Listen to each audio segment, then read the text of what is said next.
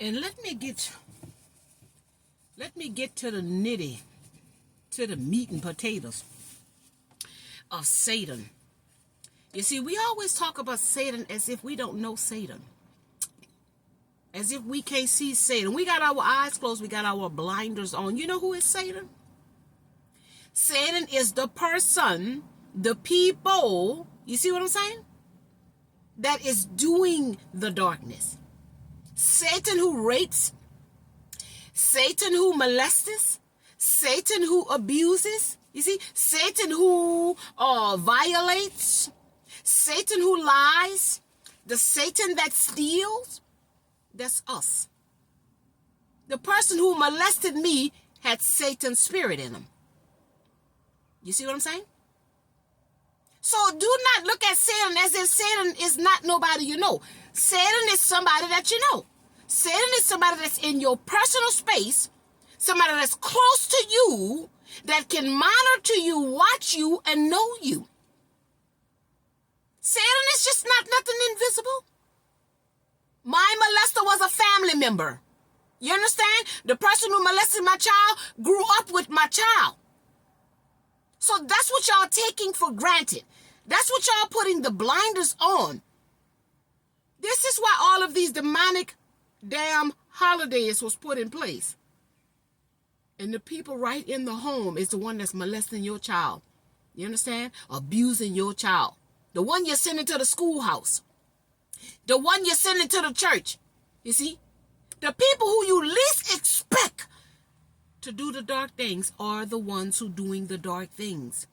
Satan is not no devil with no damn horns on and the red cape and the pitchfork. Satan is the people we live with. You see? The people that we grow up with. The people that we are around is the Satan.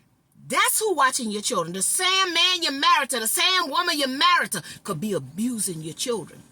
Satan wants the innocent and the naive, godly ones to corrupt them, to confuse them, to violate them, because that's what they are.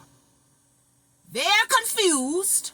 They were violated. You understand? They were hurt, and hurt people hurt people. Because that's what they were taught. Everything we do, we're teaching it directly and indirectly. We're not practicing what we're preaching. If we in toxicity, we're teaching it indirectly to be in toxicity, y'all.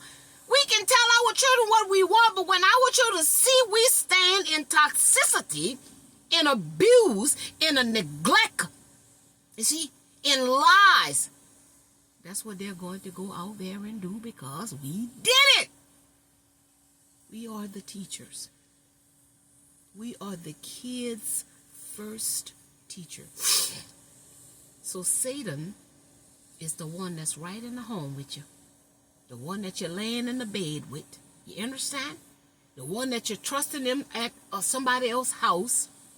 You're sending your children here and there, and you don't know what devil is in that home. Because we are so distracted, we're not paying attention to our children, and when our children try to tell us something, we turn a blind eye and a deaf ear. Because we're selfish, you see? Because we want to use other people to gain, you see? We neglect the children telling us the truth. All we doing is hurting each other. We're not practicing what we're preaching. Then we're lying to our children. We cannot tell our children one thing and do something else because it keeps them confused. They don't know who to trust. And then life got to teach them the hard way how to stand up for themselves, how to seek themselves, because they're going to get it one way or another. Because if they're praying for things to stop happening into their lives, if they're wishing for something to stop happening, they're going to be given that. I can tell you a story. When I came back off the road one time, one of my cousins, Out of nowhere, she called me, and she said, oh, girl, you fell on my mind, blah, blah, blah, blah. And I was thinking, but I said, girl, I don't be coming back that way because I'm on my spiritual journey, and people not seeing me. Oh, girl, when you come back, come through. I said, well, I'm on my way home in a few. Oh, come by the house. So I goes by the house. There was divine timing because her daughter was going through something, and she started talking to me, and somehow what she needed, I had it. And when I started talking to her, she was saying I had just been praying, asking God to send somebody because she was in a confused state. You see what I'm saying?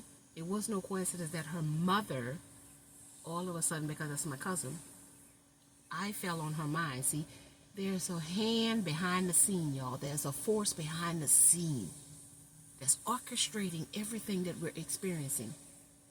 And if we're looking for the truth, y'all, somebody who has what you're looking for, another perspective for you to look at it, will be drawn in your life because that's what you're seeking. And that can go the other way too. If you're looking for something dark, somebody dark could be sent into your life because your frequency is a magnetic energy, and it attracts what that frequency is. So if you got a low frequency and you're looking for something to elevate, somebody will come into your life to show you how to elevate. But sometimes the ego gets in the way. Edge God out. Not being open, you see? Not being vulnerable to receive. We have to start looking at this thing differently, my people. The devil is right amongst us. The people in our space, in our personal space, could be the devil, could be Satan, could be harming our children. And if we not Christ conscious and not focused and grounded, we're going to miss what's happening to our children. Once they put our children in a state of fear, in a state of doubt with me, I'm still working through doubt. But them kept telling me, I don't know what I'm talking about, I'm crazy, that don't make no sense. They infiltrated me with that spirit of, I don't know what I'm talking about. So I'm still working through that because people come into my life to try to confuse me so that I can see that they're showing me an energy and that I still have work to do. So it's about growing. It's about evolving. It's about expanding. And the devil is always going to come to teach us the hard lessons. So again, it's about love, peace, and harmony. This fight is for light and darkness, and we must have a balance in it because no one is perfect. No one is perfect. But it is to keep a balance, a healthy balance. Please watch your children. Please listen to your children. Please trust your children. They came from you. So they are a part of your spirit and soul, and they're here to teach you as well. We can learn from our children if we would be open-minded. But this white man's narrative is overpower them. You see? When that is a disservice to our children, abuse them, whip them. Whip them for what? Nobody should be putting their hands on anybody because when you hit somebody, you're trying to make them submissive. You're trying to overpower them. You're trying to control them. You see what I'm saying? With aggression. And if you got to control somebody else, it means you don't have self-control.